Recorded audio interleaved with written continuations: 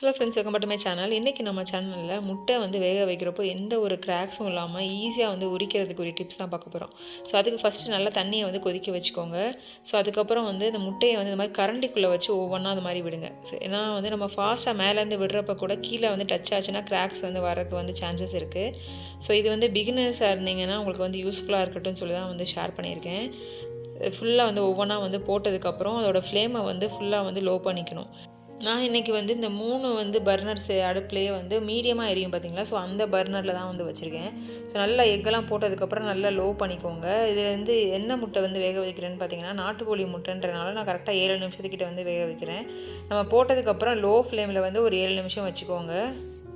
So அதுக்கப்புறம் வந்து நம்ம வந்து அதை அடுப்பை வந்து ஆஃப் பண்ணிடணும். இதே நீங்கள் வந்து ப்ராய்லரில் இருக்கிற எக்கு வந்து யூஸ் பண்ணுறது இருந்தீங்கன்னா 10 நிமிஷம் வைக்கிற மாதிரி வச்சுக்கோங்க. நாட்டுக்கோழி முட்டைனா ஒரு 7 நிமிஷம் வந்து வேக வச்சதுக்கப்புறம் ஆஃப் பண்ணிக்கோங்க. ஸோ அதுக்கப்புறம் ஒரு 3 நிமிஷத்துக்கிட்ட வந்து அப்படியே வந்து விட்டுறலாம். அதுக்கப்புறம் வந்து நார்மலான வாட்டரில் வந்து இந்த மாதிரி வந்து போட்டுக்கோங்க.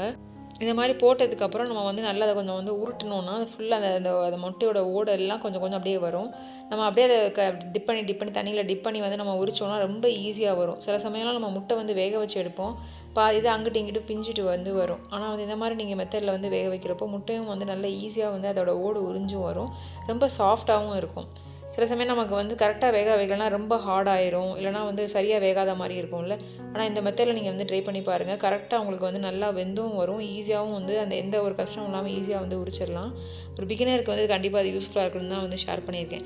நல்லா சாஃப்டாக வந்து வெந்திருக்கு பாருங்கள். இப்போ அதை கட் பண்ணி வந்து காமிக்கிறேன் எந்தளவு சாஃப்டாக இருக்குன்னு. நீங்கள் வந்து ட்ரை பண்ணி பாருங்கள். ரொம்ப ஈஸியான டிப்பாக இருக்குது. நான் நிறைய மெத்தடில் ட்ரை பண்ணியிருக்கேன்.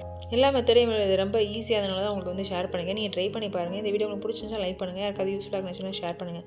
இன்னும் எந்த மாதிரி வீடியோஸ் வந்து யூஸ்ஃபுல்லாக இருக்குன்னு சொல்லுங்கள். நெக்ஸ்ட் வீடியோவில் வந்து பார்க்கலாம். பாய்.